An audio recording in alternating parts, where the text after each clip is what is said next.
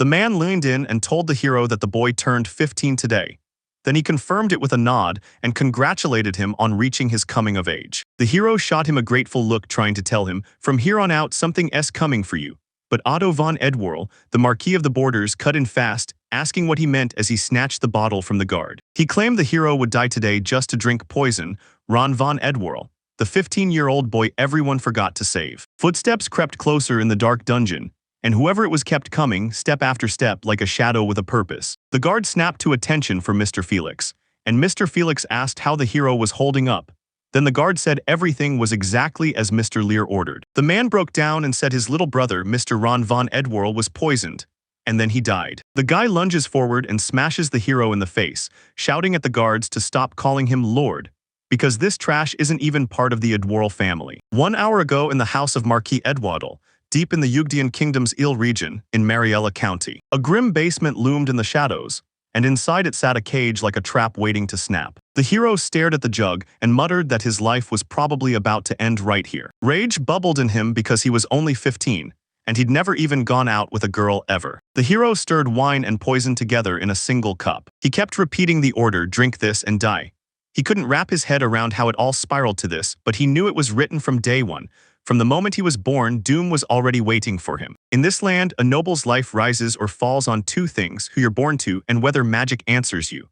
His mother was a concubine to Marquis Edwadel, a lowly servant in the house, and when he finally arrived, he was born into nobility, yet as an illegitimate child, nobody wanted him from day one. He had an older brother and sister, his legitimate wife's kids, living proof that pure blood ran in their veins, and they didn't just inherit noble looks.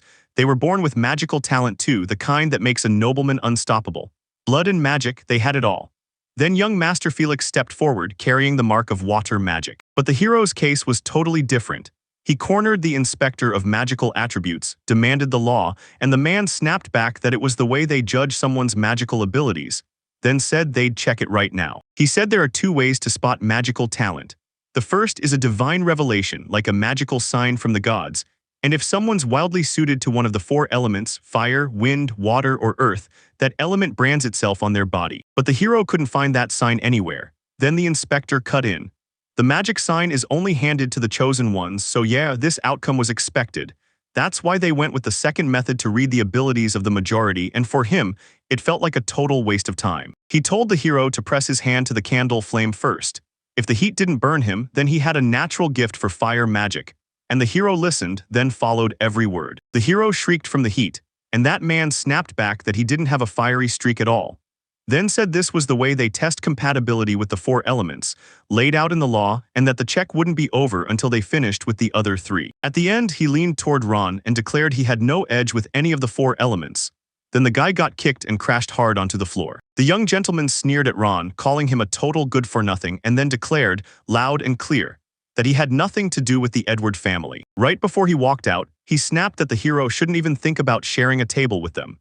Inside, the family dug in, bragging and sneering about how shameful it was that the Marquis's house couldn't even use magic, and then dragging the concubine's son for being filthy. She said the second she ate in the same room as the hero, nausea hit her hard, because he'd been born unwanted, cut off from the world, banned from leaving the house, and even his birth was kept hidden like a secret. He's not just missing, he's the kind of man who straight up doesn't exist. But he didn't die, somehow he was spared, and he figured it was his father's kindness alone.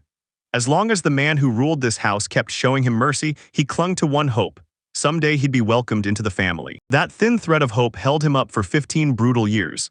He just kept enduring, swallowing every ounce of contempt, hatred, and disgust. Ron's answer hit like poison the moment it touched the cup.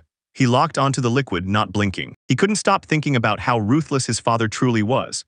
Because as the Marquis of the Borderlands, he had zero mercy for forgiveness, refusing to kill even an illegitimate relative, lest it stain their name with disgrace. And all he wanted was for his son to walk away from this life on his own when he reached his coming of age. For 15 long years, they kept him locked in this house like cattle, trading his life away to protect some noble pride and reputation. Man, the hero broke down, crying like that thought just ripped his heart open. He muttered curses through clenched teeth, clutching the cup in hands that shook uncontrollably. He lifted the cup to his lips and took a long, eager drink. After he drank every last drop, he slumped down in front of the table and waited, tense as a drawn bow. He stared at his own hands, baffled that nothing was happening. then burst into laughter and insisted it wasn't poison. Suddenly, pain tore through pain. He crumpled to the floor, slamming his hand into the table and spilling the bottles everywhere. His chest heaved, his eyes snapped wide as he glared at the floor, pain ripping through him, burning, unbearable heat everywhere. He scratched at himself like he was losing his mind, yelling that he was burning up, his back was on fire, and he couldn't figure out what the hell was happening. He snapped his gaze to the side, and then the mirror threw him a weird sight he couldn't ignore. He stared at his glowing back as a voice snapped. "So you've mastered poison magic, now watch the poison neutralization begin." The voice announced the neutralization was done, and now the weakening poison was ready for him.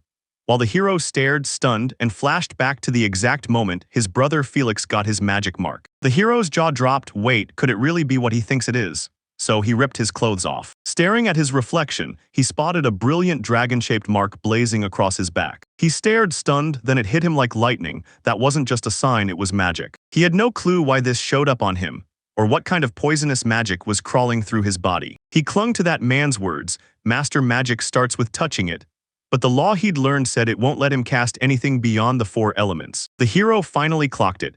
These weren't mysterious powers at all, they were pneumatic systems, which is why he never understood what he could do. And if he hadn't taken a sip, he'd never have uncovered his own deadly predisposition to poisons. He burst into laughter and told them his father didn't dodge death with fire or bullets. He picked poison, and he thanked him for that choice, because his life wasn't finished yet. Then the real nightmare hit. He had no clue how to escape, zero time to figure it out, and no idea when the guards would come check his body. Because even if he fought them, the estate was crawling with patrols. The hero knew one thing: if anyone spotted him, the whole Edgwell family would hunt him down to the death.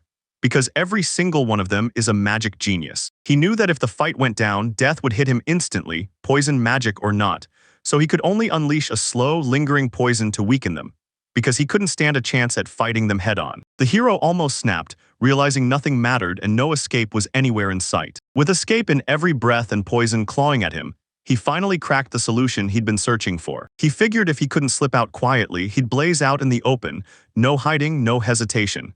He didn't know if it would actually work, but it was the only shot he had. Right now, the hero lies frozen on the floor, completely still. Felix slammed his boot into his face and barked that he figured he'd fake drinking poison and slip away, only for it to blow up in his face, because he'd totally misread the whole situation. Felix von Edward Al, the head of the Marquis Edward Al, swore that the filthy blood that had disgraced the house of Edward Al was finally gone for good. He stared in stunned silence at Ron's lifeless body, like he still expected something to happen. He clicked his tongue and snapped that the hero looked way too calm for someone who just died in agony, which drove him nuts.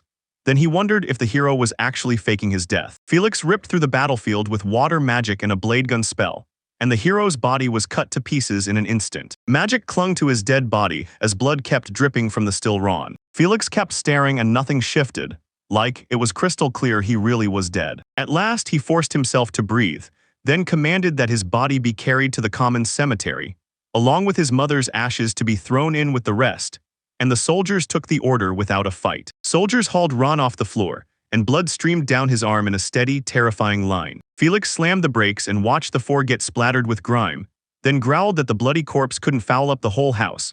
Sneering like it disgusted him too, he clicked his tongue and said he'd have to heal it. As the soldiers pinned him down, Felix slammed his healing into place, turning the tide in an instant. His bloody hands cleared up like nothing ever happened.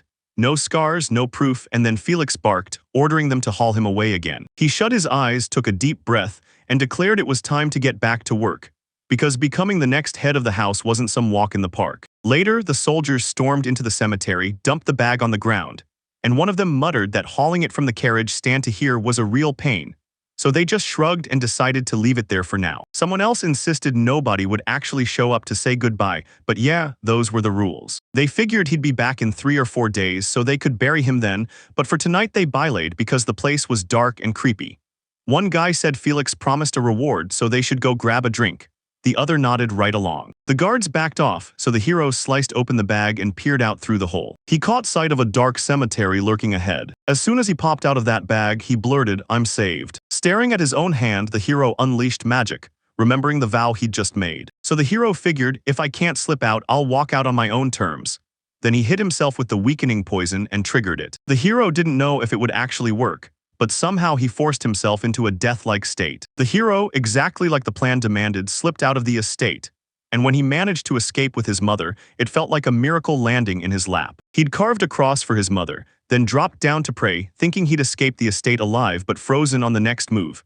If he wanted to survive, he had to figure out how poison magic actually worked. If they catch wind that he's alive, they'll hunt him down and execute him, so he can't hang around here. First, he has to slip out of Lie's territory, the one ruled by Kaget. And once he reaches the coast of Eastasia, he can finally set sail and push even farther. He was so sure he'd make it. Then he turned his thoughts to his mother, told her he was leaving, and set his sights south as if fate had already nodded along. He has to master poison magic without getting spotted near the Marquis's house, and then sprint straight for Eastasia. Meanwhile, in a totally different room, a maid clutching a knife leans toward Marie von Anastasia, declares she'll kill her, and then she swings the blade. The girl screamed at the top of her lungs and begged him to stop. The hero stared at the paralyzing mushroom, heart pounding. If he ate it, would he truly be safe, or would death crash the party? He sank his teeth in. The system chimed in, and when it revealed his poison was finally neutralized, his body crumpled, right there dead. Just like the hero figured, the moment the poison bit into his body, he heard a heavenly voice. An announcement rang out that the poison, once neutralized, gets dissected and turned into poison magic, and now all he has to do is wait for the conversion to finish. From the dark forest, a colossal monster barreled toward the hero, jaws bared like it wanted to rip him apart. Panic crashed over the hero. His body was still frozen, he couldn't move, and he realized he'd been careless, like he never should have left himself exposed, not once. The neutralization kept biting and he begged for it to hurry, but the monster already yanked its mouth open. Then the hero understood. There was no way it would finish in time. The monster lunged in with its fangs. Then it abruptly froze and crumpled to the ground dead right beside him. The monster finally crumpled to the ground, mouth gaping in death, right beside that deadly poisonous mushroom. Right then, another monster showed up and started clawing into the poisoned one's dead body, and the hero just lay there beside it, staring in stunned silence. He froze in terror when he spotted a bloody snake, because the right head spits deadly poison to weaken its prey, while the left head sinks in and drinks its blood. At last, the neutralization wore off, and the paralyzing poison finally ran its course. Then the hero exploded up from the ground and bolted away. The hero stared into the deadly poison that can drop the Vandy wolf in one strike, thinking of the future, and realizing he'll need a poison that lands a fatal hit. He's set on getting it, but there's a catch. He can't let the snakes bite until that poison paralyses him, because once they sink in and suck his blood, he won't survive. He wondered if the paralyzing poison he'd just cracked could freeze the snake in time, if he could get it out fast and reach a safe spot before it could move again. The hero planted himself on the very edge, felt every path to retreat crumble, and knew he had to strike right now. He burst into the fight and unleashed paralyzing poison to shut his enemies down instantly. Sometime later, Kranoth's the capital of the Duchy of Eastasia.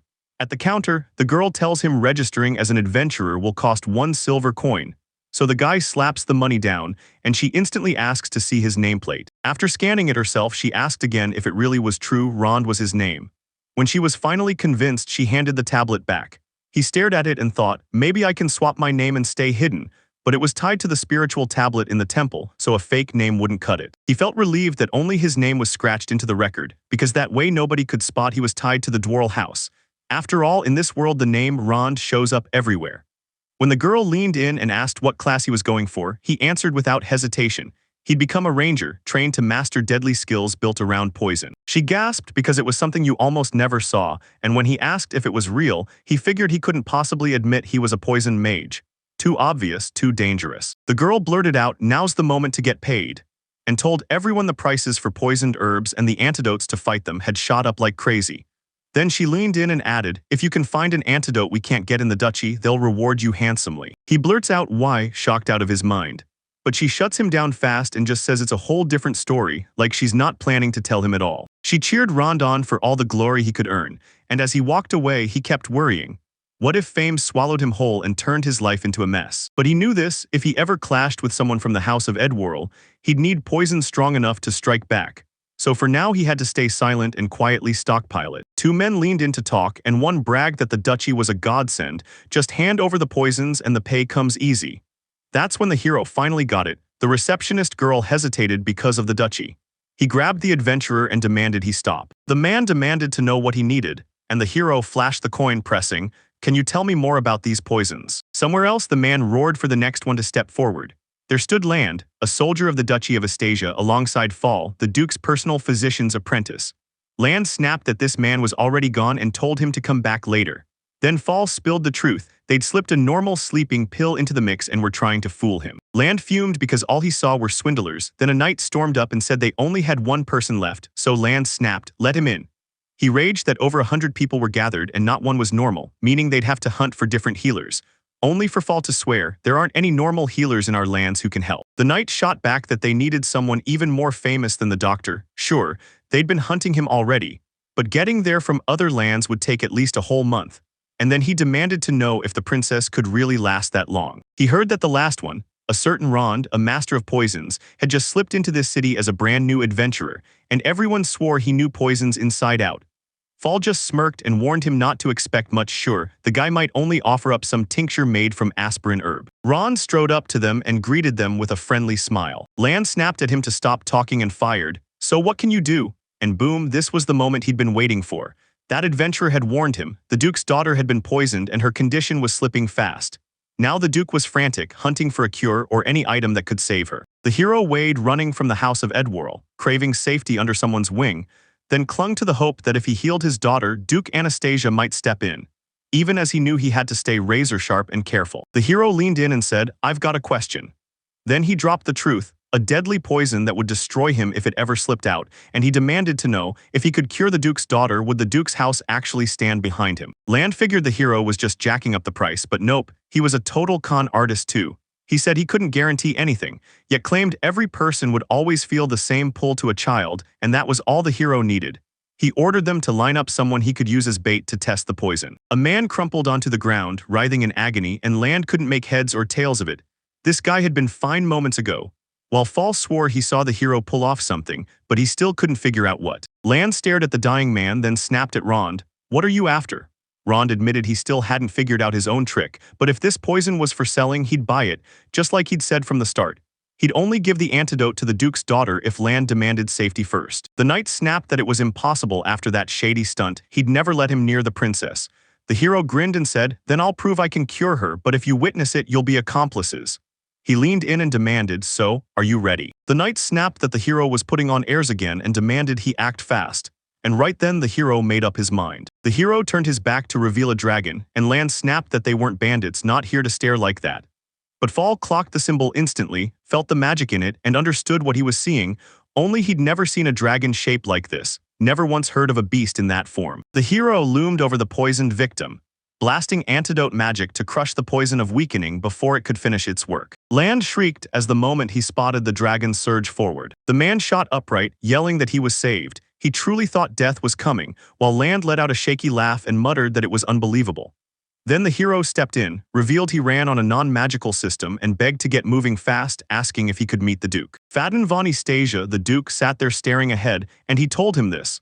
The dragon form of the magic mark waited just in front of them, exactly as the report said. He told me he'd heard the hero wielded poison magic, then grilled him for every detail, only for the hero to brag that once he'd swallowed it, he learned to control it, even neutralizing every poison he mastered. Faden said the poison that hit Marie was still clinging to the attacker's knife, so if the hero snatched it, could he save his daughter?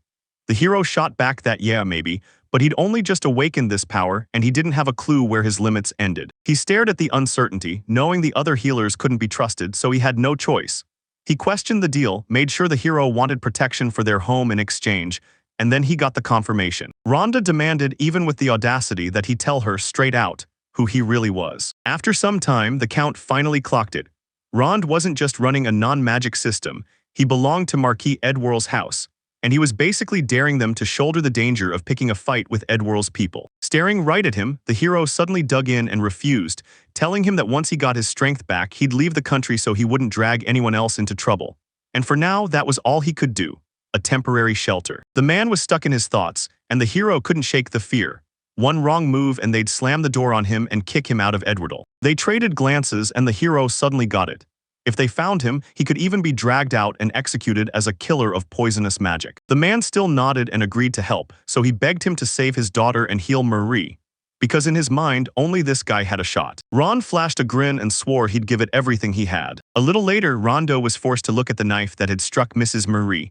Its dried poison still clung to the blade, and the hero ordered, "I'll gulp the poison the usual way first, and I'll probably black out, so carry me to the bed right away." Lance shot him a reassuring look and told him not to fret, There was already a guest room waiting, and they'd slot him right in. Ron stared at the poison nobody could neutralize safely or even accurately, then made up his mind he'd take it. He flashed back to when he swallowed blood snake venom and truly mastered that deadly poison and the pain that nearly broke him. Ron didn't know how much poison his body could survive, so every powerful dose was a gamble. This knife could hit him with something many times deadlier and end him before he even had a chance to neutralize it. But backing off now meant there was no shining future waiting for him. The hero from Felix, raised by his father born of the House of Edwarl, stormed into this place with one goal: freedom. The hero licked the blade and let out a land scream. But once the hero dropped to his knees, it was totally out of his control, while the system kept pinging, announcing the poison inside him had been neutralized. The hero yanked his mouth wide and let out a silent scream of pure pain. Lan leaned in and asked Rhonda if he was all right, and Rhonda somehow forced out, "I'm okay," even as the neutralization kept pushing, but the pain still refused to leave. He crumpled under yet another ruthless surge of pain, rolling on the floor as he wrecked everything within reach. He snatched a shard of the vase with his palm, then yanked harder, letting the razor edges rip into his skin until blood spilled. The hero shut his eyes as the land voice rang out in panic, and the neutralization kept grinding forward, until the poison finally got wiped out and the breathtaking wedding skill burst free, leaving the target's condition ready for analysis. He'd mastered poison-type magic, even using weak poison to heal, so now poison was at his fingertips. Then the hero stared at his own hands and seethed. "What a disgusting poison you made just to kill the Duke's daughter." The hero realized this poison came from a rare dragon that only shows up once every few years, something nobody had ever beaten, a true monster, and its venom hit on a whole different level. One wrong move and he'd have been dead, yet somehow he survived again. The moment he climbed out of bed, his whole body still rattled with trembling, and when he looked down, his clothes were already switched. So he stared around, stunned, wondering how long he'd really been out. Lan stormed into the room and saw Ron finally sit up. Ron snapped, "We've got to move fast, we need to reach that lady right now." The hero finally met the Duke, and the Duke snapped that he'd been out for 3 whole days. The hero immediately bowed and begged for forgiveness, admitting the poison hit way harder than he ever expected. The Duke leaned in and asked if the hero could finally end the poison for good. He just grinned and said, "No problem." They were right outside Marie's door when the Duke blurted that the poison specialist was their final shot, and the hero needed to go all in and do anything it took. The hero told him to brace himself, good results were coming. They pushed inside and closed in on the princess's bed, like the whole room was holding its breath. The Duke seized the trustee's hand and urged her to hang on a little longer, then spun to the hero and said, "I'm counting on you." But the Duke slammed the warning down, any twitch of suspicion, and he'd blast him with ruthless magic without mercy. The hero shot back, buzzing with excitement that he'd remember. Then he apologized, slipping out from behind the Duke to finally turn and look at Marie. A young girl lay sprawled on the bed, staring up at the ceiling like something just crashed into her world. A window popped up in front of her, packed with everything about her, her name, the eagle crest, and her wind magic. Then it flashed her status. Poisoned by a weak poison, and out of 43 health points, only 5 were left. The hero stared at her status and went pale. There was no way it wasn't some dragon skill soaked in poison. Then he saw her body wrapped in scorching orange light, healing magic step by step, trying to drag her life longer, but even with that, her time was running out fast and she was going to die. The hero thrust his open palm at her, refusing to let this happen, because that blade was coated in purple dragon poison, and only the venom of a green dragon could cancel it out.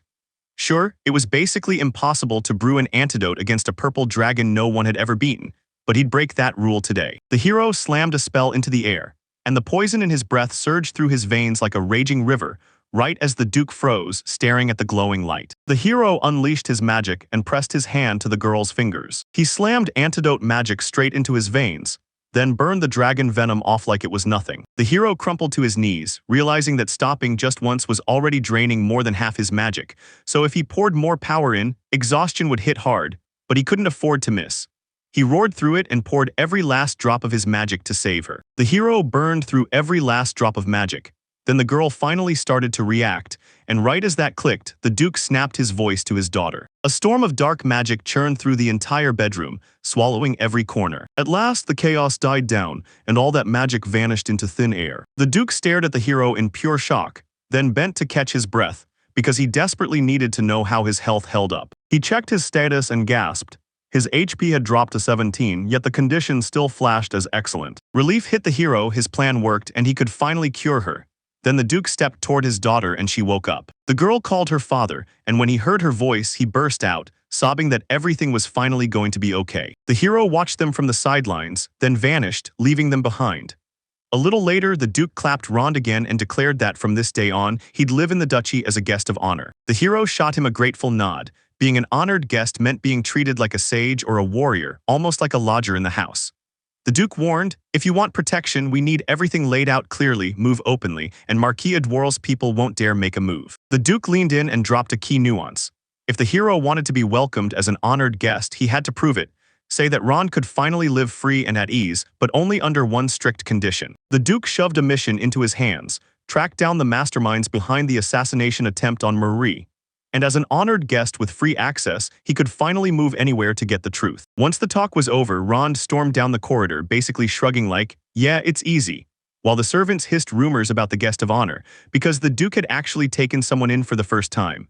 The hero just wanted to crash and sleep, but from behind, someone snapped, "Don't be a lazy slob." The hero leaned in and promised Marie he'd grow stronger and shield her. Then she burst into laughter, grinning like she couldn't wait for it. The heroes finally reached yet another place, and the hero couldn't help but gush that the Duke of Astasia's villa was pure luxury, no mystery at all. Marie then snapped into action, saying it was time to start their magical training, and pointed them to a perfect spot hidden behind the estate where they could train. When they arrived, they found a spot where you could train magic to the max without strangers staring. Then the girl turned to him and asked, "Show me your magic." And he nodded ready. He shot out his hand and called forth a poison so lethal it felt like death itself. He snapped his magic into a glowing sphere and poured in enough power to make the air scream. A huge, pitch-black ball suddenly burst into view right in front of him. He roared out a poison-breathing blast dragon spell and hurled it straight at the tree. The moment it hit, the tree snapped clean in half and crashed to the ground. The girl grinned and said, "This is insane power. It's not just a brutal magical blast, it also melts away the poison the moment it lands." Then she went pale, calling it an ominous kind of magic you definitely can't try in the estate. She jabbed the stick and claimed it could dissolve anything. So if that stuff touched the estate, the floor would surely cave in. And the hero swore he'd find a way to tweak the poison's kind. The girl nodded and told him to go all in, doing whatever his heart wanted. And the hero snapped into action, conjuring a brand new ball that wasn't anything like the last one. His eyes locked in and every thought sharpened into one mission. She watched him, remembering the first time she saw him. And that promise he made to grow stronger and shield her, and it lit her up with a smile. He spun toward her and demanded what happened. Only then did she realize 10 spells were already flying, their magic still blazing in the air, and he declared he could keep going. He told her that real strong poison demands serious power, but the ones he was using right now were weak, and she fired back, "So what's a weak poison?" Marie told him they normally don't go throwing that much magic. Hell, even 10 fireballs can leave you drained. But the guy grinned and claimed he's got an enormous stash of magical power. When Ron thought about his magic reserve, memories slammed into him. Felix training by his side and the whole crowd singing his praises. Back then, he was obsessed with one dream, being just as talented as his brother. Myra leaned in and asked what would happen if he went for the strongest poison. He just admitted he hadn't tried it yet, so he had no idea. He leaned in and asked, "Can I try?" She nodded and gave him the go-ahead, and the moment it was allowed, he started hurling spells. Staring ahead, he realized he wasn't the same person anymore. Now he's got the deadliest treasure in his grasp, dragon poison, the most ruthless poison magic of all. He unleashed a purple dragon poison magic spell, and the venom roared into the air. The moment the boy shouted the command, the dragon-shaped spell tore forward in a straight line, screaming toward its target. A thick black haze stretched for miles, sinking deep into the forest like a living shadow. The girl and the boy froze in pure shock, staring at what they were seeing. He spun toward her and promised he'd make sure nobody could ever beat him. Then she fired back with that kind of raw strength, swearing she felt absolutely invincible. The boy pushed deeper into the forest, swearing he had to truly feel that poisonous magic firsthand. And as he turned to the girl, he begged to go on alone, only for her to warn him that monsters lurked far beyond the villa, so he'd better stay sharp. He replayed Mary's words, "You can beat anyone," but then reality hit like a punch. The purple dragon's poison wasn't something the common folk could touch, only the upper crust had access. He couldn't be 100% sure, but one look at the situation told him it was probably worth a fortune so huge it was basically unreal. If someone with that kind of money hired an assassin, he knew the threat would be terrifying, especially since House Edworld would catch him. And if he had to clash with his brother and sister, they'd rush him so hard he'd never get the chance to unleash the purple dragon's venom. The hero finally realized he had to dig deeper into what made his magic tick, and master how to control it for good. Right in front of him, he had to get more practice. Then 3 goblins burst onto the scene, and every single one flashed a status screen with full health and a dangerously strong bar. The hero snapped a poison ball right away, packed with weakening poison, sent it rocketing into his target and watched it land. After landing all 3 hits, he checked the damage, and saw his health drop by 9 while a deadly poison crawled into his condition. One of the goblins crumpled dead right in front of him, and then the hero realized the truth. This poison doesn't strike all at once. It drains his health bit by bit until death, ticking away at roughly 1 HP per second, and just as he's piecing it together, a goblin charges at him again from the side. The hero hurled a ball coated with weakening poison at him. When it finally struck, he watched the health points drop like a stone, but there was no sign of poison this time. After the hero smacked that goblin again, the truth hit hard. This poison ball didn't just tag it, it cracked it with physical damage on impact, then sprinkled poisoning as a random extra effect. Targeting a fresh goblin, the hero ditched his old plan and lobbed a poison ball packed with paralyzing poison. And boom, paralysis slammed into the monster, cutting its health points in half while freezing it in place so it couldn't move a muscle. The hero figured this was probably just another random glitch, and he snapped a new ball into his palm. The hero planted his hand on the monster's head and unleashed a deadly poison. One breath later, the goblin dropped dead instantly and it hit him. There were 2 routes to this, one from afar and one up close. From what the hero saw, the ranged fighter hits with physical damage, but the poison's trigger is a gamble, and any direct contact is dangerous. Yet once it lands, the poison is guaranteed to hit its mark. The hero shuddered the moment Madame Marie's scream tore through the air. And right then, in the clearing, the knights of the county were locked in a brutal fight with the bandits. A bunch of mercenaries in black took one look at the soldiers and wiped them out in seconds. One of them sprinted straight for Marie. She couldn't move a muscle, just stared with eyes bulging wide. She replayed the instant the fake maid nearly ended her. Then her own scream tore out of her in pure terror. Right when the hero popped up nearby, he unleashed the dragon's poison with explosive dragon ***.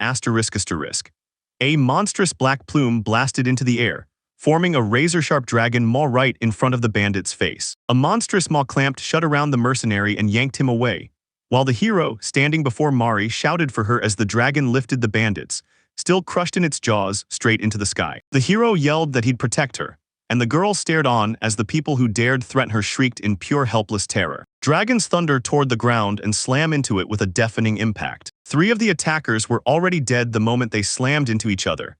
Bodies crumpled on the ground from the brutal impact. The girl trembled uncontrollably, and the guy pressed his hand over hers, steadying her like he could calm her whole world. He dropped to his knee in front of her, looked her in the eyes, and swore everything would be fine, because he'd protect her no matter what. She called him, convinced he'd just saved her again, and that with him by her side, she was finally safe. She owed him a debt she could never repay, so she turned to Rhonda and thanked her. Soon enough, at the Duke's estate, the man heard the attackers were Dancer and Tensor, and his gut told him they were probably Connie's brothers. The hero fired off a question about whether they were famous, and the man smirked back. Yeah, not just famous, more like legends, especially to hired killers. He said they're ruthless, so vicious they'd hack even a baby to death. Yet they slip around with insane stealth, and without Rond, it'd be truly deadly. The man practically breathed in relief that they'd been saved, but if someone could pay for these 3, then the real suspects just got way smaller. The hero just smiled and said, "I'm glad to help." The Duke leaned in and told him, "You've got me again," and promised that even if Ron stopped being an honored guest and left, he'd still set aside a payment that could stretch for years. So when the hero asked if that was exactly what he meant, the Duke nodded and said, "Don't worry." The Duke's intelligence team tracked every lead, and came up empty, no tail, no footsteps, and not a single sign that House Edward all was hunting anything. He told me that in the Marquis's house they were convinced the hero had really died from poison, and that if he stayed silent, they'd never find out. The hero finally exhaled. He didn't have to look back anymore and he was free at last. But the hero couldn't shake one nightmare thought. If he stormed out of the Duke's house right now, what would happen to Marie? The Duke waved it off and told him sure Ron could stay, and honestly it was because of Marie that the Duke wanted to talk to him. The hero admitted he'd been thinking the same way. Until this mess was settled, he refused to leave Madame Marie unprotected. The Duke smiled, relieved. After Connie's brothers attacked, the Duke snapped that they'd bring in a new guard, Amanda, so Marie's protected for real, and now she'll stand watch right beside him. The hero nearly choked when he heard the new bodyguard was a female knight. The Duke declared, "She's a woman, sure, but her skill is undeniable. She's one of the 3 strongest in our knightly order and her temper's a little rough, yet I trust she'll team up just fine with the hero." Later, the hero's eyes went wide as he stared.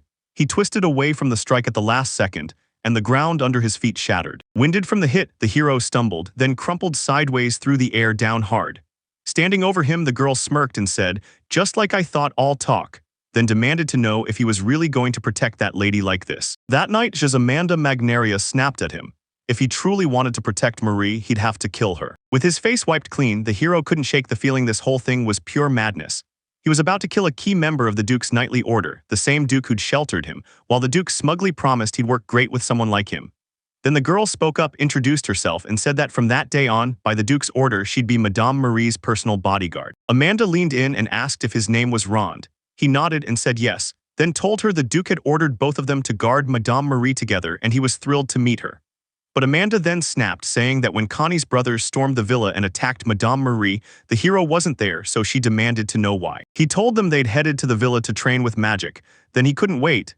He tried the spell himself and marched straight into the monster zone. Amanda snapped that it looked like he'd chosen his magic training over Mistress Marie's safety. And Ron shot back that wasn't true, insisting it wasn't right to drag her in a wheelchair to a dangerous place. The girl screamed, "Right now they're attacking me," and he admitted he never even saw it coming. While the hero tried to play it cool and called himself frivolous, he still insisted he was just an honored guest at that moment. Amanda snapped back and shouted, "And what if I am? If you're a guest, then deal with it." She reminded him of the promise he made to guard Marie, and the hero instantly realized, yep, that part was real. The knight said, "To protect is to throw your life on the line," then leaned in and asked Rhonda if she had that kind of determination. The hero stayed silent, so she pressed him. She asked if he understood the deadliest risk of any mission, teaming up with someone who has no will to see it through.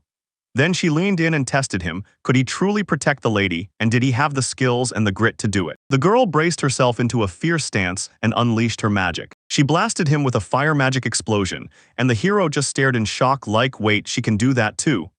Because he knew if that kind of blast ever hit him, it wouldn't be some cute accident, it'd be deadly. A shell detonated right near them, and the blast punched the hero forward like a rocket. The girl stared through the smoke from the blast, whispering that this is the knightly order's training ground, so the hero can't afford to hold back.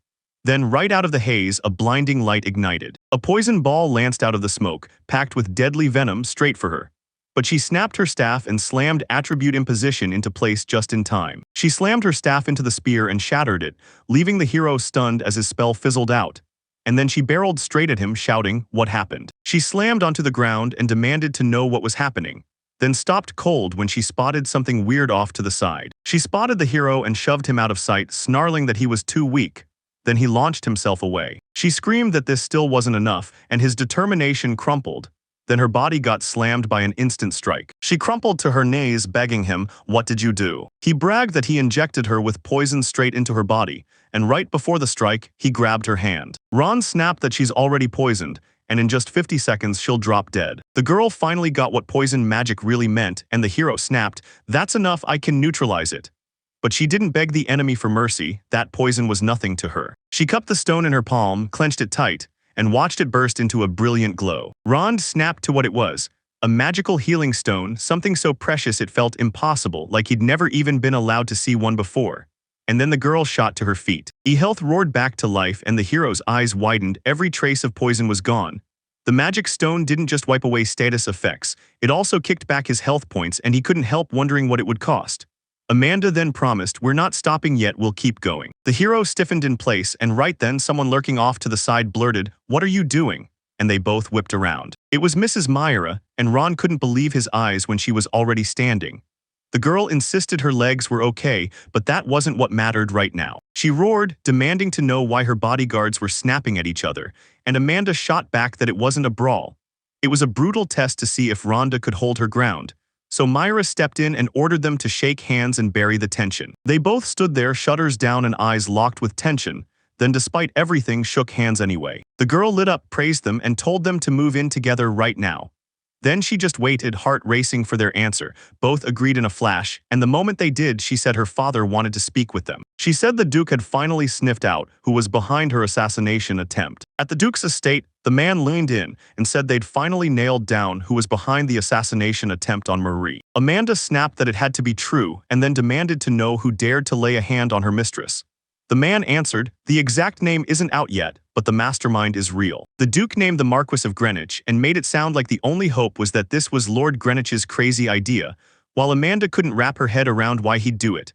Ron snapped that the Marquis was going after someone in the ducal house, and if they weren't careful, it would rip the kingdom apart. The man paused, then muttered that maybe the poisonous threat would finally sink its teeth into him too, but he knew he didn't matter if danger struck. The Duke had one job for them: protect Marie together. Mara shot her father a warning not to say that, and when the hero demanded answers, the Duke laid it all out. Right now, Yagiya was on fire with a brutal power struggle, and he and Greenwich were battling over two totally different ways to run the same political game. The hero demanded how he could be so certain the instigator was the House of Greenwich, and the man smiled. Because our spies have been sitting right inside their ranks and they've been feeding us the proof. He raised the weapon and snapped, and that knife you saw when I attacked Marie the first time, it wasn't like this. Then he leaned in and added, this kind of blade isn't made or sold anywhere in Astasia. You can only find it in the black markets of parts of the Marquisate of Greenwich. Marie got the full picture, and Jiro swore that come hell or high water, he'd stand in front of Mrs. Marie and protect her. Amanda barked that anyone who lacked grit wouldn't stand a chance with this job. Then she swore she'd take the blame and guard Mrs. Marie, even if it meant paying with her own life. Their eyes locked, sour with frustration. The Duke told them he needed them both, insisted they team up, and even set the plan in motion. Next week, a huge celebratory party for Marie's recovery. He said the celebration was packed with guests coming in droves, and he refused to let anything ruin it. So everyone had better stay razor-sharp and on their guard. On the day of the party, the hero strode through the city, gift on his mind. He remembered Amanda blasting at him that this was a celebration for the lady's recovery, and he hadn't even brought a gift. Then he blurted that he had to stick with Marie as her bodyguard, so there was no time to run out and buy anything. Amanda revealed her present, saying she'd already finished it. Then the hero blinked in shock, wondering how she even found the time. The knight snapped that skipping the holiday with work as an excuse is plain low, and reminded everyone in Aesthesia that gifts are mandatory because the lady genuinely can't wait to receive them. If she says so, the hero just throws in the towel. Amanda sighed hard, saying that one bodyguard should be enough for now until the evening party, and he had better find something before then. The hero strode through the city, trying to shrug off the thought, what were you even supposed to give him? But irritation kept crawling up his spine, especially about that hat he'd borrowed from Lan to hide his face, because it only spotlighted the fact that this old man was wearing the strangest clothes. The hero realized he couldn't beat the nobles on price, and even his looks were falling short, so he had to ask himself, what now? Off to the side, he spotted a merchant grilling a passerby like, want to try your luck? And his magic stones cost just 1 silver coin, so the hero couldn't help it. He leaned in and eavesdropped. The stranger leaned in and asked the merchant if any of these stones held a poisoned dragon stone, and the hero's jaw dropped at the audacity of the request, while the merchant only shrugged and said that if fate was on his side, maybe there was. He laid it out. There were 2 reasons they didn't get recognized. Either they didn't have enough magic to make a move, or nobody could even register them. The merchant warned him, either this thing is packed with super complex magic modern tech can't read, or if he dared to choose the second option, he'd seize the S-level magic that only legendary magicians wield, and the poisoned dragon isn't some fairy tale anymore. The hero's mind raced to magic stones, and he pressed the old man. Have you ever seen anyone pull out a winning one? The man snapped back that a merchant who mouths off about customers too fast ends up broke, so he couldn't say anything. And the stranger basically summed it up like a lottery where you never, ever hit the jackpot. Ron told him he'd take the gems and even offer a closer look, then ordered him to pick whatever he wanted. So the guy figured, if he couldn't outdo him on price or looks, a gambling gift like this wasn't a bad bet, and he told the merchant to show him the stones in the far box. He started digging through the box, and for a split second warmth spread across his back, like the universe just pointed at the one he was holding. He yanked out a black stone and told the merchant, I'm taking this. And the merchant answered, fine, 1 silver coin. The stranger grilled the hero, asking why he picked that ugly stone when gorgeous ones were right there. And the hero shrugged, saying he'd shoved it into the far corner, so yeah, maybe that's why the box looks like that. The hero felt like nobody wanted him, like his own shadow, so he swallowed his pride, apologized, and then bolted back at full speed, telling everyone goodbye. The stranger stared into the darkness like it was beautiful magic. A little later down the alley, the stranger clutched the stone and swore to the owner, I'm not guilty. Perched on the man's dead body, he snapped that he was the type to lose his head the second he saw beauty. As the night rolled in, Myra lit up the room and thanked every single guest who'd come just for her recovery celebration, an insane crowd. Gyro kept his worries buried, sure things would be fine, but he couldn't shake the fear that, in that sea of faces, someone from the Edwarl house might have slipped in. He felt the servant uniform was the perfect cover for staying hidden and safe, so he stood his ground as the guests pressed gifts into Marie's hands. Yet, wearing a servant's role, it was tough to stay right beside Mistress Marie until Amanda stepped in, taking the mistress's gifts for her. A woman walked up to Marie and asked what was going on. Turns out it was her aunt. The hero saw she'd fully healed, and pure joy hit him like sunshine.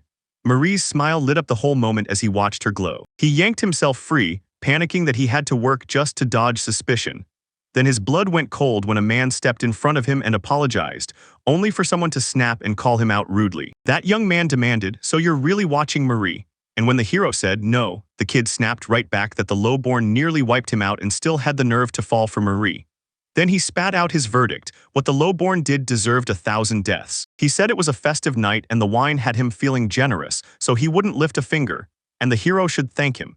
The hero immediately thanked him, but he couldn't shake the feeling he didn't even understand what kind of man this guy really was. The young nobleman admitted he'd traveled so far, and he refused to blow it with some stupid move. Because if he messed up now, every ounce of effort would be for nothing. He strode toward the crowd where Marie stood, greeted her, and told her it had been ages since they'd last seen each other.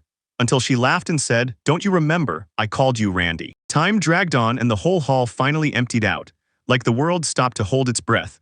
So the hero figured everything had blown over without a single hitch. He spotted a girl off to the side, and since she was completely fine, he let out a breath of relief, then strode onto the balcony toward her and asked, "Are you okay?" She insisted she was totally fine, then turned to Rond and said he must be exhausted from serving her and standing guard all the time. She said, "Because of you and Amanda, I had the best party today."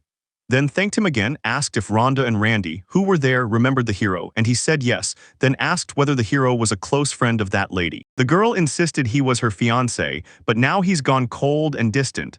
So it looks like her future husband is about to switch to someone else. The hero couldn't figure out why relief surged through him when he heard her fiancé could change. While, at the same time, noble marriages were chained so tightly that no one was truly free. The hero replayed Randy's behavior in his head and snapped with fury that someone like that was her fiancé, feeling genuinely bad for Mrs. Marie, because she clearly wasn't trying to talk to Randy at all. He figured that if she was going to marry some man she didn't love, then he'd rather claim Marie for himself. He yanked himself back, shook his head hard, and had no clue why he'd even gone there. Because if Duke of Stasia found out, he'd be dead, so he had to slam the brakes and switch the conversation fast. After a heavy silence, the hero finally broke it, saying the moon looked unbelievably beautiful. The girl blushed and blurted his name, and when he stared at her, confused, she couldn't stop thinking about the night and that glowing moon, until they both tipped their faces to the sky like it was one of those old-fashioned confessions. She grinned, rated it a 5, and felt smug, until she realized she just had to see what Rhonda really thought. So she brought up the groom and got hit with the perfect answer. Silence crashed down on them once more, and the hero's mind raced, terrified he'd somehow said the wrong thing. Remembering the gift, he thrust it into Marie's hands and told her it was made for her recovery, an honor just for her. Marie blinked at the magic stone, stunned, and he grinned, saying he just knew she'd love it. He spun off and said he had to go, he still had cleaning left, when the girl called after him, shouting her thanks. She gushed that she was over the moon, then promised she'd take care of him no matter what. A few days later, the Duke finally declared the situation was closing in on denouement, and the moment he heard it, the hero demanded answers again. The man basically said, "We've gathered every piece and every card, we're cornering the Marquis of Greenwich, and there's only one last move left. And if he says this to them, you know the enemy's getting hammered, and they'll probably start scrambling and making desperate moves." The Duke leaned in and said, "We already know our target, don't kill Marie, our job is to kidnap her." Then he smirked like he had the plan locked in. "If we sell her off to a guy from Greenwich, there's a real shot at getting her back to life." He told me the Greenwich and Astasia families first planned an engagement, but politics blew it up and he tore up the contract. Yet the Greenwiches still refused to let go of marrying Marie, and that's what freaked the hero out. If the Greenwiches really wanted to be tied to Astasia, then why would they try to kill her? Even the Duke couldn't piece it together, and sure, he never tried to lock it down with a political marriage, but here's what's clear. The Greenwiches are plotting to kidnap Marie and they'll call it protection, then offer up her prospective groom to them. The Duke declared that Randy von Greenwich was the Marquis of Greenwich's heir, and the hero's eyes went wide with shock. The hero finally clocked it. This disgusting creep wasn't just some nobody. He was the heir to Greenwich House and Mrs. Marie's fiancé, and that's exactly why Lona talked like that back then. With the feud between the houses of Astasia and Greenwich raging on, you'd think it'd be over. But from the way Randy acted at that party, it's clear he still hasn't let Myra go. The Duke said kidnapping odds were sky-high right now. But after that assassination attempt, murder might be coming too, so he ordered them to stay razor alert for a full month. The hero caught every word, then swore he'd do anything to protect Mari. After a while, the hero faced the girls with a brand new act, and they stared, asking what happened to him, why he seemed so different. Then he admitted, "I'm a butler now," and promised he'd follow the strategy of butler's skin from here on out. Amanda demanded to know what it meant, and he told her straight up that as that version she could step in as a full-on bodyguard, while he'd stay beside the mistress as her butler and cover her back. And then Amanda snapped, asking if he was basically saying her security wasn't good enough. The hero said that if poison ever got slipped into the food, it would be way easier for him to handle it if he was right there, and Marie, standing right behind him, lit up because Rond would always stay close. Marie loved the idea, Amanda nodded along, and even the mistress signed off. Then Marie promised, "2-level security will settle my nerves next week." After that, she got invited to Tesla's house and she told Rhonda, "Learn those butler manners until then." But from everything Rhonda spilled, it was obvious this fight wasn't going to be easy. 1 week later, Amanda showed up at the door and Marie threw on her best outfit. Ron told the lady her carriage was ready, and she grinned at the hero, saying he already acted like a proper butler. So she wasted no time taking him straight to Tesla's house. He thanked her, saying Tesla was her childhood friend, but with the invitation coming right on time, he ran a quick check.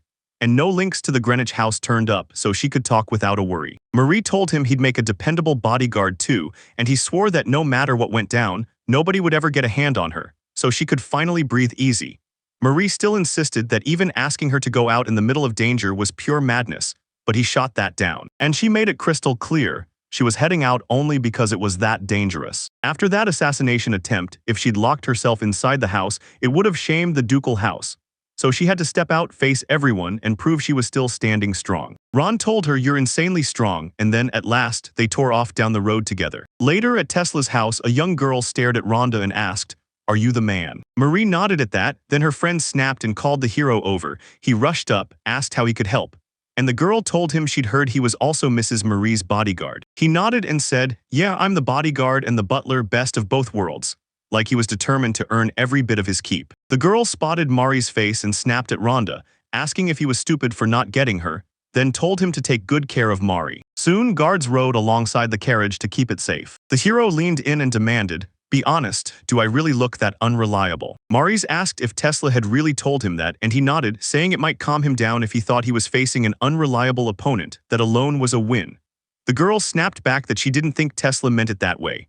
Ron cut in, grinning, telling her not to fret, he'd protect her for real. She lit up with a smile, then shot him a sharp question. Was all this supposed to be part of his job since he was the guest of honor? He hesitated. Suddenly, their carriage jolted like it had hit something alive. The girl shrieked and the hero snapped her down into calm, begging her not to run off. While he wondered if this silence was the start of an attack. He figured if this was really an attack, Amanda and the Steel Ones would have already clashed. And when he leaned out of the carriage, his blood went cold. Amanda lay sprawled on the ground and he shouted her name, stunned, because he had no clue what just happened. A lone figure stood on the carriage roof and hurled a spell at the world. The hero froze in place, like his whole body just caught a terrifying signal. He yanked the girl out of the way just before the carriage exploded. Clutching Myra tight, they leapt off the cliff and vanished into the drop. The girl grabbed his attention, and he yelled at her to never, ever let go of his hand. He unleashed the poison mana shell, and that power carried them safely to the ground. Cradling Marie in his arms, the hero blurts out, "Are you okay?" And she nods fast, then smiles and says poison magic is insanely convenient. He swears he used a spell that turns poison semi-solid for a blink, hardening it into a tough shell, and he dreamed it up while racing to save a cat that was plummeting off a cliff. He adds that the spell can shield you, but it only holds up for 2 to 3 seconds. Then a lightning ball suddenly rockets toward them. He spots it instantly, slams the poison ball spell into place, stops the ball cold and weakens the poison. The ball fizzles out, and up on the hill someone barks that the hero needs to hold back, because they want the young lady alive. The stranger steps in and greets Rhonda like no time has passed, then says they haven't crossed paths in ages. The hero snaps, "I've seen you before," and demands to know how this stranger knows his name. The man shoots back that he's learned a ton, and then labels Rhonda a poison mage. He swears that for nearly 1,000 years in the world of non-magicals, poison magic has had 0 masters. And then boom, Rhonda's got poison magic in her, dragging even her gloomy, unhappy vibe into something deadly. The man smirks and says, "How could I not be thrilled when poisonous magic crawled into the world, fed by the agony of the hero's own father trying to murder him?" He lunges at Rhonda, roaring at him to finally show what he's got. Rhonda's convinced the enemy isn't just fighting, he's trying to snatch Marie alive. Still, he can't shake it, Somehow that guy's zeroing in on him like he's got a reason he won't explain. The hero rips his rival away from Marie, traps her in a poison magic barrier, then slips out, slow enough to stall her but fast enough to pull the man's attention onto him. The man rockets toward Rhonda with lightning magic, blasting her as crackling discharge wraps around her. The hero rockets forward with jaw-dropping speed, catches his opponent off guard, and somehow slips the punch at the last second. He raises his hands for poison magic, and he glares at the man like a storm about to strike. The stranger panics, stumbles back from the guy, then breaks into laughter while still staring at him like he's amazed. He hurled a knife at Rhonda, but she darted out of the way at the last second, and the blade slammed into the tree behind her. The man snaps that since the poison magic kills on contact, he's dodging close combat at all costs. Staring at the knife, the hero's mind snaps back. Her maid had wanted to strike Marie with the exact same weapon, but the investigation proved she was just following orders. He realizes no normal person could ever lay their hands on a knife soaked in purple dragon venom. Ron insists the one who handed the maid the knife and set up the hit on the mistress was his opponent. Then lightning crashes down and hits the hero out of nowhere. The hero is cut up so badly he drops hard to the ground. Marie's jaw drops in shock, and the man grins, relieved he finally nailed the guy. The stranger clocks that Rond is still alive and breathing. Then he straight up praises him for surviving a hit like that. The man boasts that every time he finishes someone off, he forces them to remember his name first, then leans in and warns them to listen carefully before he ends it. Albrecht leans in close to Rhonda and blurts out his name. The man presses a knife to the hero's face and snarls for him to remember his name, then die, so everyone will know it in the afterlife. Marie, now that the barrier's gone, screams the hero's name and reaches out. But Albrecht whirls toward her and snaps that he's been ordered to bring her in alive. He whips around to her and snaps that he doesn't care what condition she's in, as long as she's alive. Then he strides straight toward Marie. A huge magic ball suddenly bursts into existence behind the man. The ball rockets straight for Albrecht, and he snaps out of the way, right as it smashes into the ground beside him, blasting sparks and thumping the man a little. Right now, 4 fireballs slam in from every direction, trapping him in their deadly circle. They blow apart at once, and a girl drops in from above with a gun she made those balls.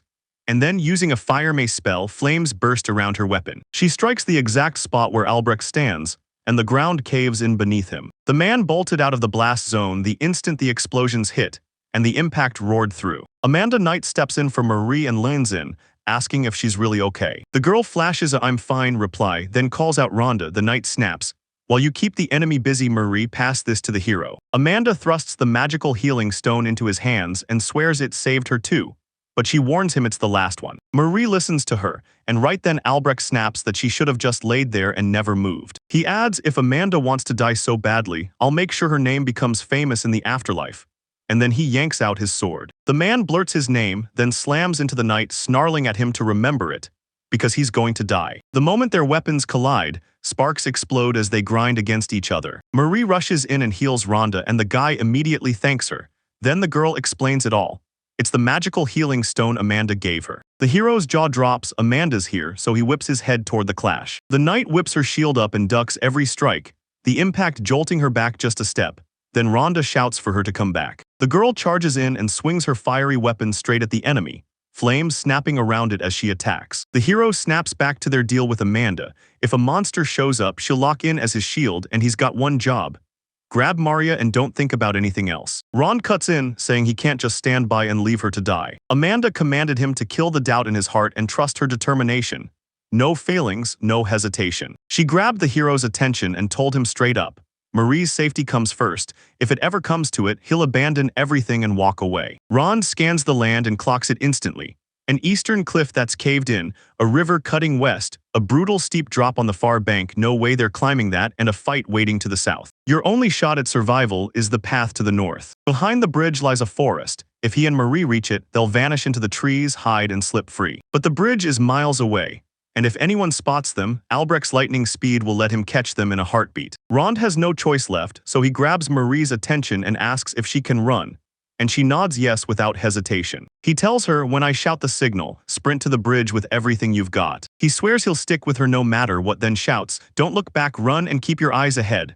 So Marie obeys him and she bolts forward. Amanda, battling through the chaos and screaming at the top of her lungs, hurls at Rhonda, "What are you doing? Now run." She whips out fire magic, hurls the blazing ball straight at him, but he slips aside at the last second. The man fires back, asking if she's out of ideas, because he's already seen this exact technique. Rond and Marie sprint straight for the bridge, while Albrecht charges in toward them at full speed. The man lunges forward and swings his sword straight at Marie. Amanda catches on and shouts to the girl, right as Ron slips in behind Albrecht, telling her that no matter how fast that man runs, Ron will intercept him before he even reaches them. The hero douses the enemy with deadly poison. The opponent drops hard to the ground and Ron's grin explodes, because he actually landed the hit. Right as Marie was closing in on the bridge, lightning tore through it, boom. The whole structure crumpled and Marie froze in pure shock. Right then, Ron spots Albrecht perched on a beam above the bridge, just hanging there. The hero jerks back stunned and demands, "Why are you running? You definitely injected poison." The opponent warns you, if you're going up against a poison mage, you better ready a poison protection magic stone ahead of time. Rond remembers the man's warning, stay away from close combat, no exceptions. Albrecht shrugs that it's all tied to the tech. Then lightning slams into the rock like it was always meant to happen. A massive boulder crashes down right between Amanda and the heroes, like the world just slammed the brakes on them. The man leans in and tells Marie and Rhonda, "You're out of places to hide now. This night will never let you get away." He flashes a wicked grin and growls, "It's time to end this." Albrecht swears he finishes his work in just 5 minutes, because anything past that feels downright indecent. He blurts that there are only 30 seconds left, and then heaps praise on Rhonda for forcing him to use that timing every single time. The man declares the hero's finally done, and then he slams down a sound wave crackling with lightning. Ron slams his dragon's poison magic, Purple Dragon, slowing the attack long enough to buy time. Albrecht watches the dragon's venom drink up the lightning, and his face lights up like he just witnessed something incredible. Rhonda takes command of the dragon right now. After the poison dragon drinks up the lightning, he charges straight at the enemy, and grins because right in his path lies the legendary magic that vanished 1,000 years ago. A roaring dragon yanks Albrecht in its claws, and the two crash straight off the cliff. Marie and a worn-out Rond burst into smiles because this finally worked out for them. The hero snaps that he'll check things first and orders the girl to stay put. This edge is deadly with the collapse looming, so she listens, then begs him to be careful. He stared down thinking, even if he survived, he still won't have a way out of here. He straight up admits Albrecht is a deadly mercenary, and if the Grivnishi pulled all this off, then Marie isn't just dangerous.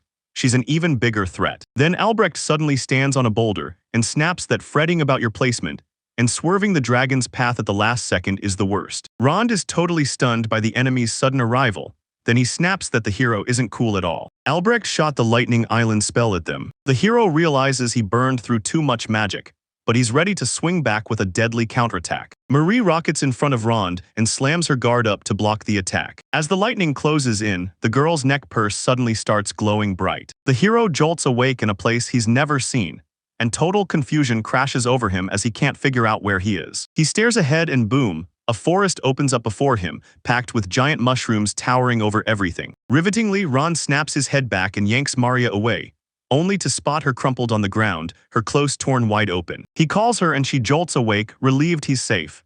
Then the hero's face turns bright red as he points at her clothes. A stray tree branch ripped a chunk of her skirt and she's left staring, baffled at how it even happened. Then she scrambles to cover her legs, mortified to the core. Ron can't stop thinking about what somehow dragged them all the way here. Right then, when Albrecht's attack almost crashed into him, it felt like Marie's purse burst into flames with light. The hero demands what's in the purse, and the girl blurts that it's a magic stone Rond handed her, until she opens it and gets hit with the shock of her life. She yanks out a cracked stone from wherever it's been hiding. He insists no matter how that artifact crumbles, the stone I handed over is still the one inside. Marie blinks in disbelief. Then the stone finally kicks in and suddenly they're dropped deep in the forest. She swears the magic stone she's holding is a teleportation stone, and even her own father couldn't snag them all since they're ridiculously rare. So Ron's eyes go wide, shocked that this artifact costs that much. He can't wrap his head around it, how that cursed stone even ended up in that sketchy stall. Marie giggles and admits, hands on her chest, that Ron swooped in and saved her again. With cheeks burning, the hero blurts, "This time I saved you," then immediately warns, "When we get back, Amanda's going to kill you." He tells Marie to head back, but she snaps, "Don't you feel it?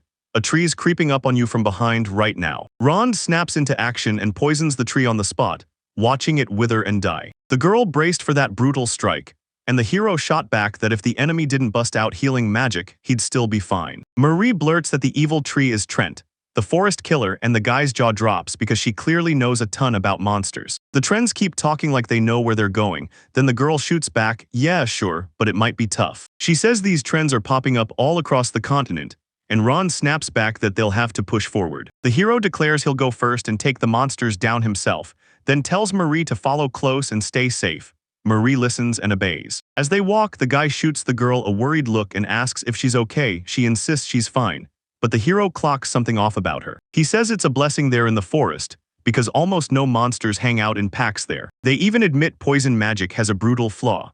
One-on-one fights are its sweet spot, but once the enemy comes in a whole swarm, mass attacks shut it down.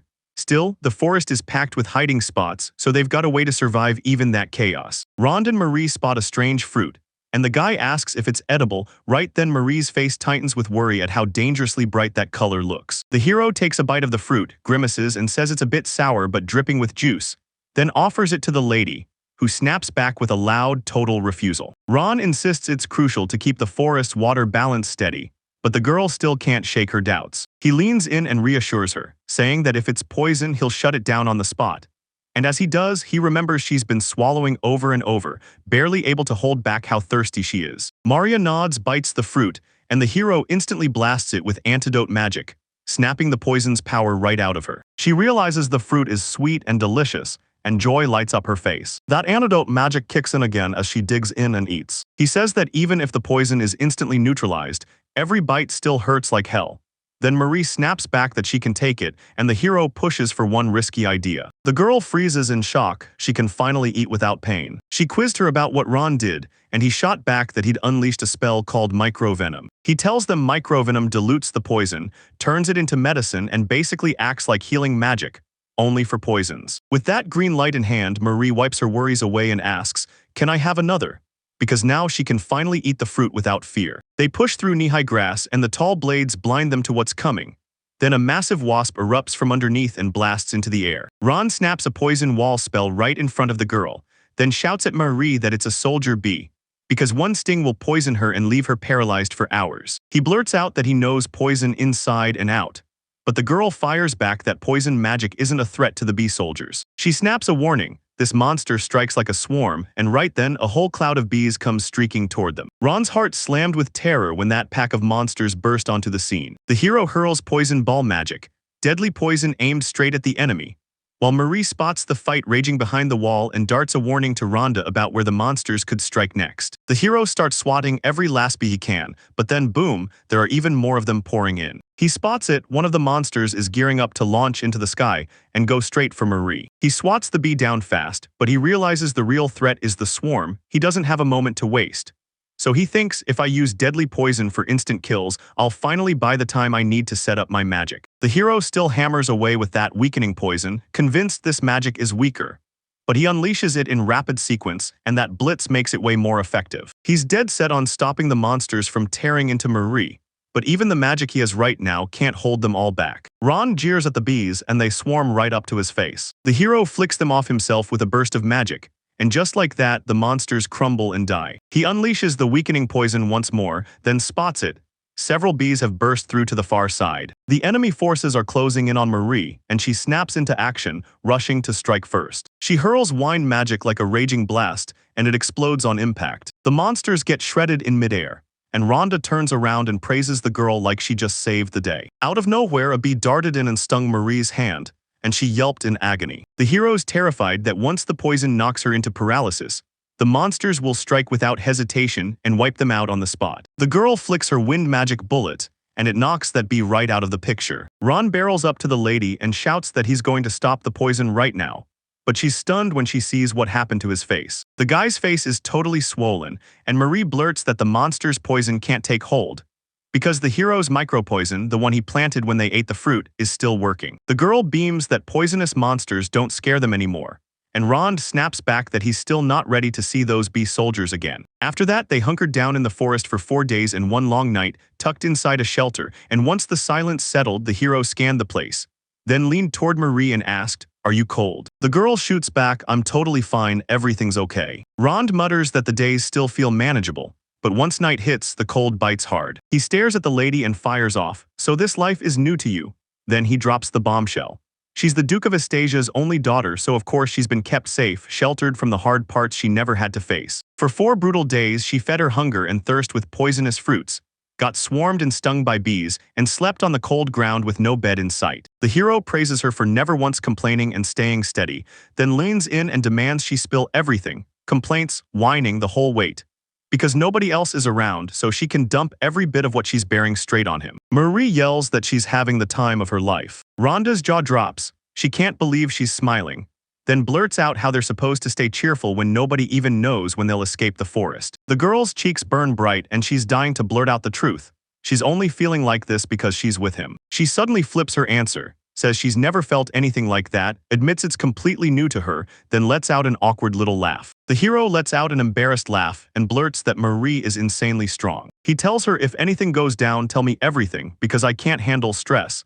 And the girl just thinks he's not what he seems. Later, Maria's still shaking from the cold, and Rond clocks it instantly, then throws his jacket over her. A young lady's cheeks flare red, and in her head she convinces herself this warmth is really the hero himself, pressing it into her. After a quick scan, the guy confidently blurts that there aren't any monsters nearby. Marie yanks the guy's sleeve and blurts his name, and the hero whips around at her, shock hitting his face. They stop cold for a few heartbeats, locked in each other's eyes. Ron snaps around, declares it's bedtime, and says she'll keep watch outside for a while longer. The girl bristled a little, but still she listened and obeyed him. Even on the outside, he keeps telling himself over and over that breaking his own heart was the right choice. When he glanced up at the sky, the stars looked like they were melting together into one streak. Weeks slipped by as Rond and Marie pushed deeper into the forest.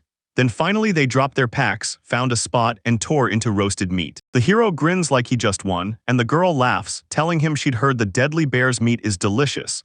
And yep, it actually tastes amazing. He gratefully bows and tells that lady she's mastered fire magic better than anyone. The guy blurts that he's shocked Marie can use 2 kinds of magic, only for her to shoot back that she's got just the basics of fire. Ron says that this power lets them chow down on crispy fried meat. As they keep trekking deeper, panic gnaws at the hero because Marie is maxed out, and she has to find a way out of this forest fast or they're not getting out at all. A boy and a girl spot a bear charging them, healthy as can be, fast as lightning, and coming in hot. Rond raises his hands to cast magic and tells Marie to step aside, right now. The guy says he's done with raw meat, then throws a poison ball packed with deadly poison straight at the animal. The fire bear is crumbling to zero, so the hero fires back, asking whether that girl heard voices too, buried under the monster's roar. They spin around, ears straining, and try to catch every sound in the chaos. Marie shoots back that she can still hear them clearly, but their words get scrambled into nonsense, like she can't make out a single thing. She tells the guy to check, and Rond snaps at her to stay sharp because you never know if strangers are really friendly.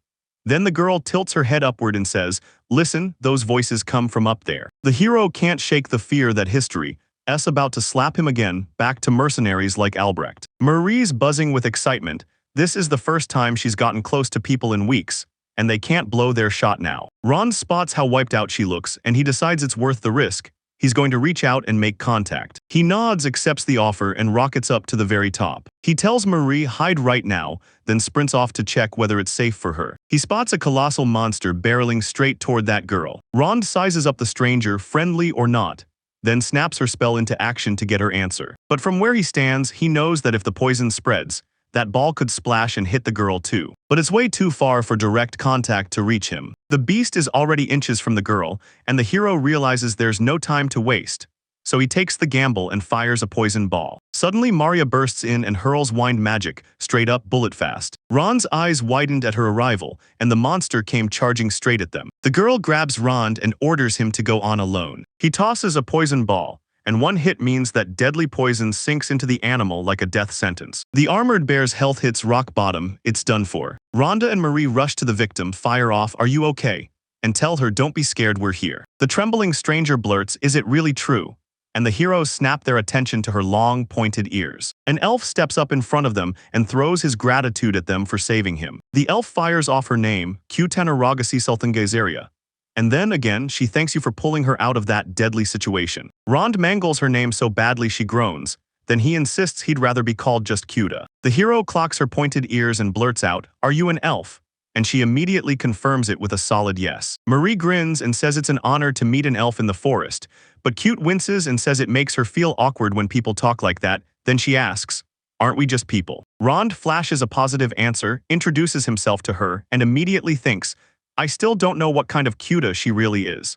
So he holds back and refuses to reveal Marie's identity. He casually introduces Marie and she instantly blushes, then insists they were supposed to be adventurers, until they got shoved into a trap and somehow got dumped in the forest. The elf asks why the girl's face just went red and Rond fires back, Marie, are you okay? Do you have a fever? She snaps back that she's fine, but her mind keeps replaying it. How the hero suddenly said her name with no formalities, like he always was with her, yet somehow he spoke with the heat of someone who's already in love. Marie thanks Cuta, but the words stick in her mind. She can't figure out why he said that. Then the young lady flips the conversation and starts talking about the ears of elves. Ron says he's heard of elves before, but meeting one, that's pure rarity, like lightning striking twice. Then his companion hits back. Even the kingdom's top officials don't know where the elves actually live. Cute snaps back that her race barely ever lets its elves out of the shadows. The guy blurts out, why did that monster attack her? The elf hesitates, then asks if she wants to share her story, and she answers straight through the doubt. The elves are hunting in the village of the World Tree. Marie tells them the elves are the World Tree's hunters, and Cute nods like, yep.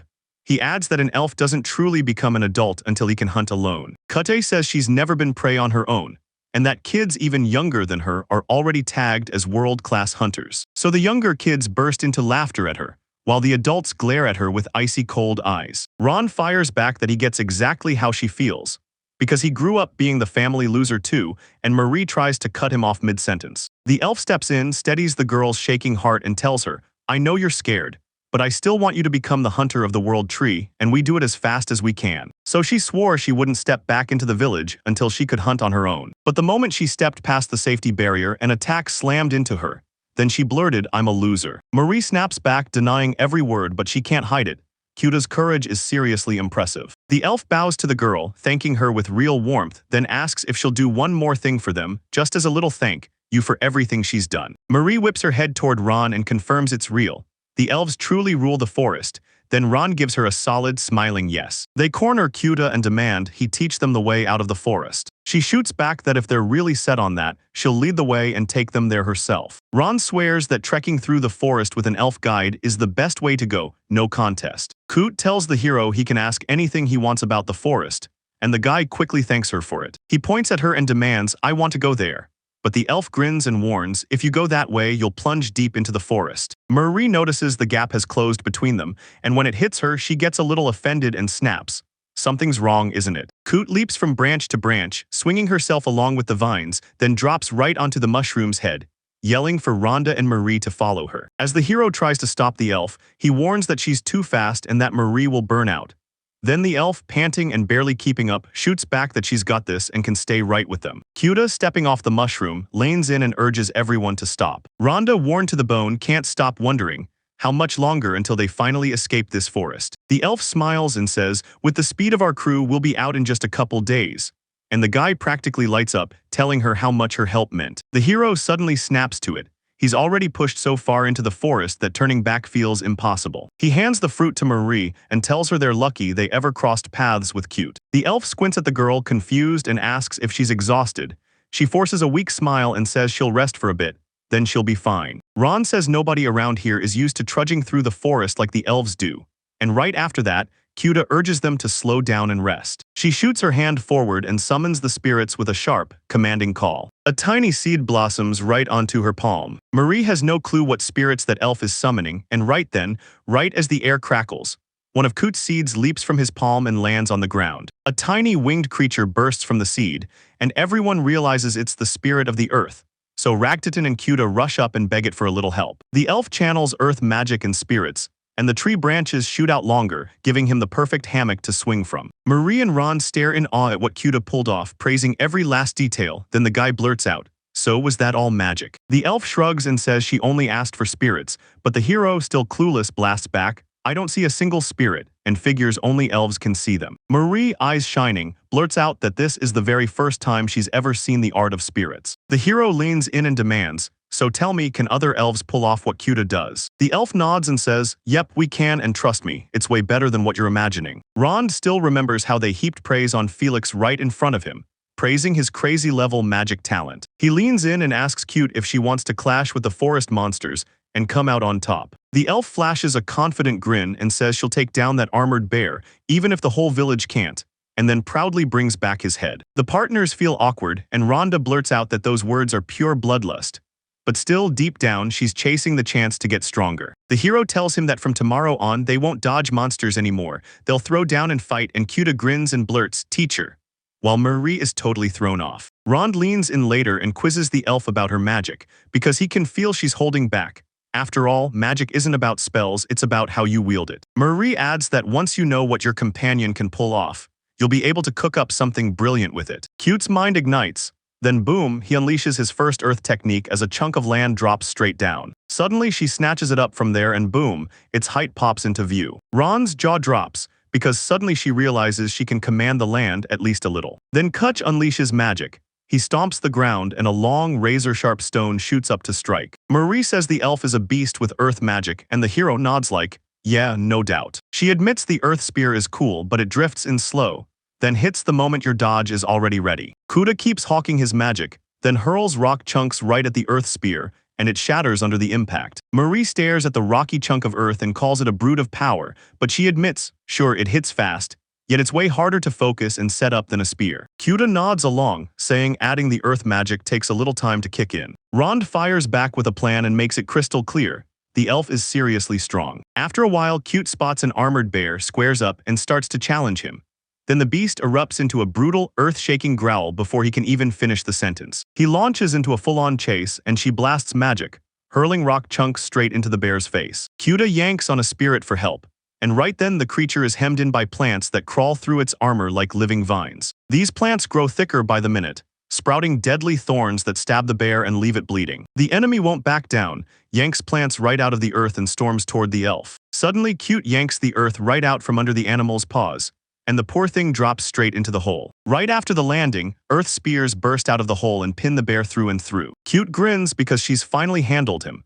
Then out of the bushes pop Rond and Marie, cheering and praising her like she just won everything. The hero leans in and swears they're sure she wiped out that ferocious armored bear all by herself. He adds that Cuda can now step into the world tree and become the hunter of it all. The girl stares at him and laughs under her breath. Snatching up the bear meat, the heroes waste no time and press onward. Rond suddenly remembers Cuda warning him about the Forest of Delusions, and how the elves call the place they're trapped in exactly that. Marie said if this is the Ganner Forest, then the exit route is foolproof.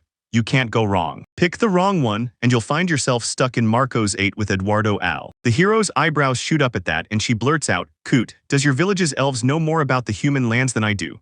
Coot smirks and says, I only know one path to people, but plenty of elves know a whole lot more. Ron knew Cooty's route might be risky, and he didn't want to miss a thing, so he pushed to learn more in the elven village. Marie said their elf was different, but everyone kept whispering the same thing, elves don't trust people at all, and if they show up near the village, they might get attacked. The guy nodded and agreed. So Coot points out, if Rond goes alone, maybe everything just stays fine. On his way to the elves, the hero pulls the elf aside and demands to know if Marie is going to be okay. Coot leans in and tells him, don't worry, this fortress is built from earth and spirits helped shape it so it won't fall. Ron nods along, admitting his partner's magic is the perfect fit for protection and support. The elf says mastering those skills paid off, and now she's sure the villagers will finally see her for who she really is. They push right up to the peak's edge. She points out that the villages can be seen from here.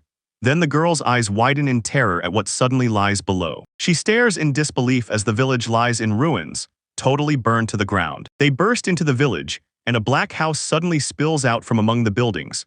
Ron's jaw drops in terror as he instantly fears it's another monster attack. Cute says it was probably a demonic bear, because that monster just crawled into the forest not long ago. She blames it all on that demonic bear. Now the forest's bear monsters are snapping at anything that moves, and even the elves can't handle it anymore.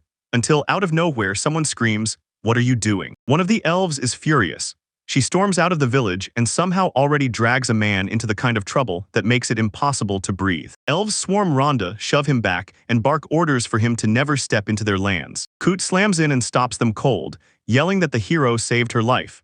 And then she lifts the armored bear's head, insisting she pulled it off because Ron's instructions guided her. The elf spots the animal's head and snaps that the elf is tricking them. And even with her being the elder's daughter, she still dragged the man into the fold. The hero can't believe it. Cuda is the elder's daughter, and right behind him, her massive elf father looms into view. He demands Rhonda tell him did she touch his daughter, or he'll fall apart, and the terrified guy shoots back, no. He turns to the elder and drops the truth. He's got someone he loves. The head elf crushes his daughter in a hug, confessing how much he missed her, while Cuda chokes out an apology for running off without even asking. Her father fires off questions about her condition, and the elf swears she's fine, then admits she can't stop worrying about the village. He whips around to Rhonda and blurts that once he learned he had a lover, his rage finally melted away. The elder introduces himself as Ol asterisk and demands, "Call me that." He claims the village got slammed by monsters, and when that mysterious man showed up, everyone went on high alert. The man pitches a move to a house on the village edge, and if Rhonda brings a companion along, he'll listen to every word of their story. After laying it all out, the elf leans in and swears he knows exactly where they should go, and where they absolutely shouldn't. He adds that the kingdom isn't even united, and if they head for a bad place, trouble could slam them on the way back. The elder swings in with a deal. If they help the elves take down the demonic bear, he'll lead them straight out of the forest. And when the bear monsters start tearing things up harder, it's because that demonic bear is behind it. And since they're the forest guardians, they can't just turn a blind eye. He whips around to Rhonda, insisting his magic isn't magic at all, it's something else. Marie blurts that she can't believe the elves would ask a human for help.